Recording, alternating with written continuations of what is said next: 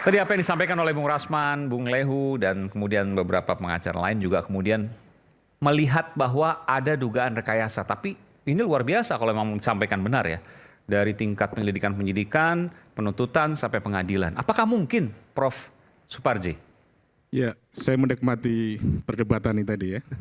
Dan ini pelajaran yang menarik bagi seorang akademisi untuk lebih perhatikan ya dunia pendidikan. Sehingga kalau kita bahas satu-satu tadi, mungkin Anda bisa lihat dari proses penyidikan misalnya. Bukti-buktinya itu maju. Jadi misalnya dilaporkan tanggal 10 tapi buktinya tanggal 11, 12, 16, 17. Itu apakah mungkin? Ya, sebelum masuk di situ, Oke. saya ingin memberikan satu poin bahwa bagaimana pendidikan kita hukum harus diperbaiki ya. Sehingga kemudian hukum menjadi lebih baik ya.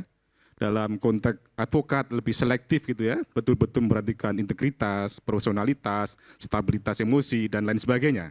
Demikian pula aparat penegak hukum yang lain, supaya kemudian tidak ada kebrokan dalam penegakan hukum. Jadi ini refleksi yang sangat penting bagi dunia pendidikan hukum untuk berbenah, sehingga lahirlah sarjana-sarjana hukum yang baik di kedepanan.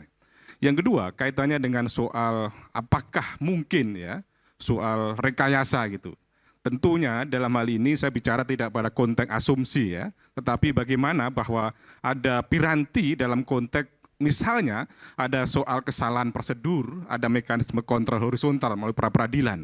Demikian pula kaitannya dengan soal hak-hak dari seorang tersangka, tentunya ada ruang-ruang untuk mengajukan hak-hak tersebut. Jadi menurut saya kalau kemudian kita menggunakan asumsi bahwa apakah mungkin ya rekayasa dan sebagainya, saya kira tentunya kita harus menggunakan basis data, basis fakta, basis bukti dan melalui berbagai mekanisme yang dapat dilakukan. Misalnya apa? Pra-peradilan. Pra-peradilan. Dalam konteks menilai sesuatu itu. Propam kalau di kepolisian. Ya, ada 3 aspek, substansi, prosedur, dan kewenangan. Oke. Perhatikan aspek substansi, bagaimana prosedur yang ditempuh dan siapa yang berwenang di situ. Dan kalau seandainya misalnya ada mekanisme penetapan tersangka yang tidak sah, tadi sudah saya sampaikan. Demikian pula dalam konteks misalnya ada proses-proses BAP atau kemudian ada proses-proses rekayasa penyelidikan, tentunya ada mekanisme tadi. Saya sampaikan adanya gelar diwasidik dan lain sebagainya. Jadi menurut saya adalah ketika kita kemudian kalau di kejaksaan misalnya, di penuntutan. Di penuntutan ada mekanisme komisi kejaksaan yang bisa kemudian mengawasi tentang itu. Di pengadilan ada komisi yudisial. Jadi sebetulnya para pendiri bangsa ini, termasuk para pembuat undang-undang ini, sudah sedemikian komprehensif ya, memberikan ruang-ruang untuk mekanisme kontrol tadi itu. Jadi demikianlah artinya bahwa jangan sampai itu terjadi kesewenang-wenangan, terjadi pelanggaran hak asasi manusia. Maka kalau sampai ini terjadi, sekali lagi adalah masalah yang perlu kemudian didalami supaya tidak terulang lagi di masa yang akan datang. Gitu. Tapi saya berkatakan, kalau seandainya ini rekayasa murni, saya kira sekuat apa rekayasa tadi itu pasti tentu dasarkan alat bukti, fakta, dan barang bukti yang mendukung tentang itu. Gitu. Oke, baik. Ini jelas apa yang disampaikan oleh Prof. Suparji. Sederhana. Jadi kalau seandainya ada dugaan itu dari polisi bisa ke Propam, bisa ke Wasidik, dari kejaksaan bisa ke Komisi Kejaksaan, di pengadilan bisa ke Komisi Yudisial. Apakah itu semua sudah dilakukan? Abangku, saya ini orang yang berdiri tegak buat Polri, Bang. Saya sudah lebih dari 10 kali, ya Rahmat, mengirim surat ke Propam, Bang. Kabid Propam, tidak satu pun ditindaklanjuti. Apa namanya tindaklanjuti? Panggil kita apa? Enggak ada. Surat-saudara kami terima, kami tidak sampaikan ke yang bersangkutan. Tak ada jawaban sampai hari ini. Abang tahu, di Mabes Polri, berkas untuk supaya SP3 ijazah palsu yang dituduhkan ke saya, 4 bulan di meja bintang 2. Akhirnya saya telepon bintang 3. Baru diparap, baru selesai. 4 bulan. Dan inilah orang yang disebut-sebut diduga backingan Hotman Paris. Panggil Pak Kapolri saya biar saya jelasin. Saya malas cerita, Bang. Percuma. Jadi maksudnya gini, bentar. Percuma. Ke Propam itu Anda sudah Saya melaporkan, tapi satu kali pun diperiksa. Tidak ada WA saya dibaca. Waktu itu pasal udah kalau satu. Propam dilaporkan lewat sistem, Bang. Pakai surat datang saya WA. Tidak pernah diproses. Dibaca, tidak dibalas, hanya surat saja. Ada mat, tidak lanjut, tidak ada. Bang, saya itu udah tahu, tapi saya tetap berdiri, saya masih percaya masalah pra-peradilan. Kami dengan Pak Lejo sudah gelar. Bentar, sebentar. Ya. Ini apa mungkin seperti ini, Prof. Suparji? Ya, saya kira bahwa mekanisme surat menyurat mestinya kan ditindaklanjuti kan gitu. Saya tidak bicara tentang soal kasus tadi itu, tetapi secara teoritis ya, secara normatif, bahwa ketika ada keberatan oleh warga bangsa, masyarakat mestinya ditindaklanjuti sebagaimana mestinya. Kenapa bisa seperti ini? Sudah berapa lama itu? Abang tahu, kalau tidak bintang 3 itu saya telepon, tidak keluar parap itu dari bintang 2 itu.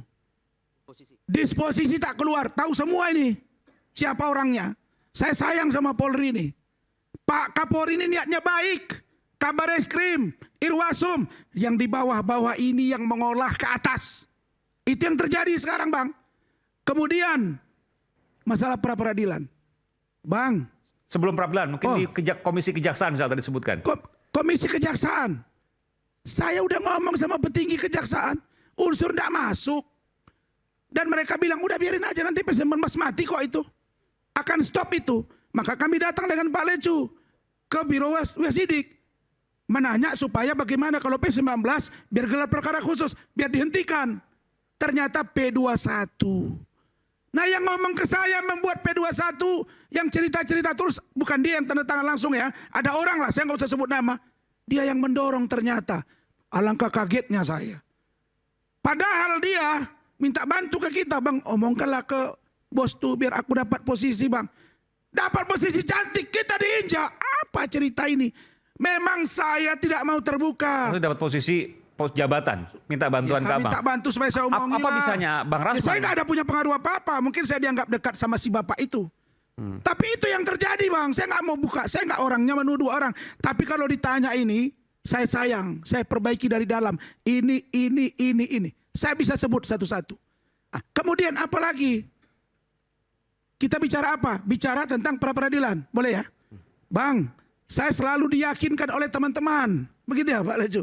Udah Bang, gak usah Prapit. Abang kan pendukung Polri. Nanti kalau Prapit berhadapan dengan institusi. Dan ini gak mungkin naik. Itu diyakinkan. Memang 34 bulan, hampir 3 tahun. Oleh siapa diyakinkan tuh? Pihak dari mana? Teman-teman kami di dalam lah. Pak Lecu kan ada. Di dalam tuh maksudnya mana? Ya orang-orang petinggi di dalam lah. Polri itu. Ini Pak Lecu lah biar tahu itu.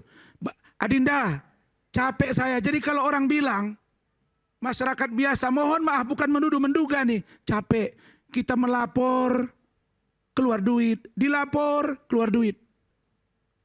Maksudnya apa? Biar dorong-dorong. Ada transportasi kita, ya transportasi pengacara. Saya nggak bilang kemana-mana. Ada lagi kasus di Medan itu saya laporkan Bang Saur, Denis Cariesta. Jelas dia memfitnah, menghujat, mengirim papan bunga, Instagram tersangka. Perintah Dirkrimsus bawa paksa, tahu-tahu nggak bawa paksa. Malah ada cerita yang berkembang. Sekarang nggak jelas kasusnya. Beginikah potret penegakan hukum? Saya malu, tapi malam ini karena menimpa saya. Kenapa saya ngotot? Kalau saya yang keras begini pun tidak tegak hukum, bagaimana dengan masyarakat biasa yang tidak punya apa-apa? Mas Aiman. Iya, silakan. Jadi saya pada konteks mekanisme prosedural formal. Gitu. Iya. Tapi disampaikan semua tadi penjelasannya. Bagaimana Anda punya komentar soal apa? Tadi soal Prapit nggak diajukan kan itu. Bang, tapi sudah saya jawab. Teman-teman mengarahkan kan, saya tidak usah. Nah itu kan karena personal itu, kan itu. Sebentar kan Bang, karena formal, itu gitu. akan beradu dengan institusi. Malah nanti kalau abang dihajar, tiba-tiba abang kalah. Ini jalan tol. Ini nanti nggak bisa diambil lagi. Maaf saya tambahkan di sini ya. Di Indonesia ini kelemahan kita tidak ada menteri koordinator pengawas. Pengawas aparatur negara. Kalau pengawasnya dari satu baju, misalnya pengawas jaksa oleh jaksa, ini nggak bakal benar hukum. Ya, jadi dirikan menteri koordinator pengawas seluruh aparatur negara, maka itu akan selesai. Dan pemimpinnya adalah saya. Saya akan pecat semua hakim yang nggak benar, saya akan pecat polisi yang nggak benar, saya akan pecat semua jaksa yang nggak benar.